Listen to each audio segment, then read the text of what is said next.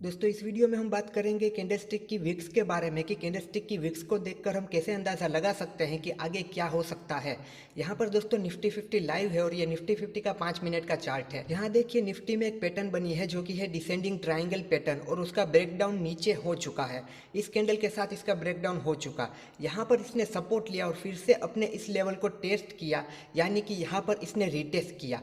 अब रिटेस्ट करके अगर इसे फिर से नीचे आना है तो इसे इसी कैंडल के साथ या अगली कैंडल के साथ आ जाना चाहिए। पर आप देखिए यहाँ पर ये कितना टाइम स्पेंड कर रही है, यानी कि इस सपोर्ट को रिस्पेक्ट करके यहाँ पर ये टाइम स्पेंड कर रही है और यहाँ पर आपको एक डब्लू पैटर्न भी बनती हुई दिख रही है। अब देखिए इसने ब्रेकडाउन तो किया है, रिटेस्ट भी किया है, पर ये नीचे की तरफ निकल नहीं रही है। आपको एक बात पता होगी, सेलिंग इज ऑलवेज फास्ट। अगर इसे नीचे की तरफ जाना है तो ये स्पीड में नीचे की तरफ चली जाएगी, पर यहाँ पर ये टाइम स्पेंड कर रही है और ऊपर से सपोर्ट पर डब्लू जैसी पैटर्न भी बन रही है, तो यहाँ पर ऊपर जाने के भी चांसेस है। पर यहाँ पर आप एक चीज़ नोटिस कीजिए कि यहाँ पर ये पिछली जो 4-5 कैंडल है उसमें कितना बड़ा वीक रिजेक्शन मिल रहा है।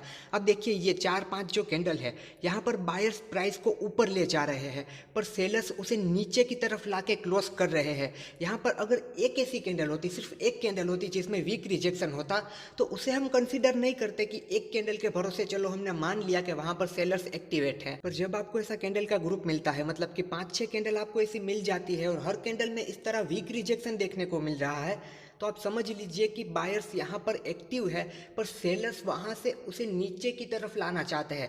बायर्स यहाँ पर एक्टिव है, बायर्स इसे ऊपर की तरफ ले तो जा रहे हैं, यहाँ से सपोर्ट से ऊपर ले जा रहे हैं, पर सेलर्स उस कैंडल की क्लोजिंग नीचे कर रहे हैं, यहाँ पर ये वीक बना रहे हैं। मतलब कि सेलर्स नहीं चाहते हैं कि प्राइस ऊपर जाए। अभी यहाँ पर बायर्स और सेलर्स की लड़ाई चल रही है, पर सेलर्स कैंडल को नीचे की तरफ ला के क्लोज कर रहे हैं, तो यहाँ पर ज़्यादा चांस है कि प्राइस नीचे की तरफ जाएगी। एक तो यहाँ पर डाउन ट्रेंड चल रहा है, एक बियरिश पैटर्न का ब्रेकडाउन हुआ है, यहाँ पर इसे इस कैंडल के साथ निकलना था नीचे एक प्रॉपर रिटेस्ट के साथ, पर यहाँ पर बायर्स एक्टिव हो गए, सपोर्ट से प्राइस को उठाने की कोशिश कर रहे हैं, पर सेलर्स प्राइस को नीचे की तरफ बंद कर रहे हैं। आपको जब भी ऐसी मतलब कैंडल के ग्रुप की ऐसी वीक रिजेक्शन मिलती है, तो मैं ये नहीं कह रहा कि अभी आप यहाँ पर सेल करके बैठ जाओ, पर आप यहाँ पर गलत ट्रेड से बच सकते हो। मतलब कि यहाँ पर डब्लू पैटर्न को देख के, सपोर्ट को देख के आपको बाई नहीं करना है अगर ऐसी सिचुएशन आप देखते हो तो। और कभी भी एक कैंडल के भरोसे मत जाना कि एक कैंडल में बहुत बड़ा वीक रिजेक्शन आ चुका है तो अब यही होगा।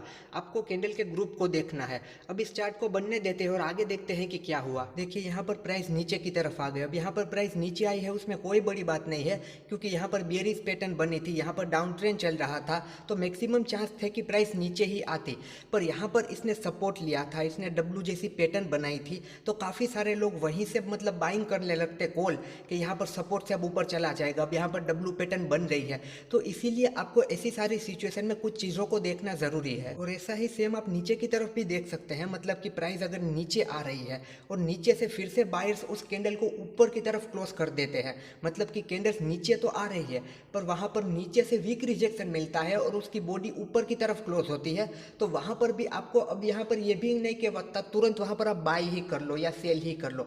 आपको रुकना है। अब भले ही आपका वो ट्रेड मिस हो जाए, भले ही आप यहाँ पर देख रहे थे, यहाँ पर आप डाउन साइड ट्रेड नहीं ले पाए, वो आपका भले ही मिस हो जाए, पर यहाँ पर आप गलत ट्रेड से तो बच सकते हो। यहाँ पर आप इस वीक रिजेक्शन को देखकर ये तो पता लगा सकते हो कि अभी के लिए मुझे ऊपर की तरफ नहीं सोचना है, क्योंकि यहाँ पर बार बार वीक रिजेक्शन मिल रहा है। तो जब भी चार्ट को देख रहे हो तो ये सारी चीज़ों को आपको ध्यान में रखना होगा, क्योंकि ये सारे छोटे छोटे जो बेसिक पॉइंट होते हैं वो लाइव मार्केट में बहुत ही काम आता है, जिसे हम टोटली इग्नोर कर देते हैं।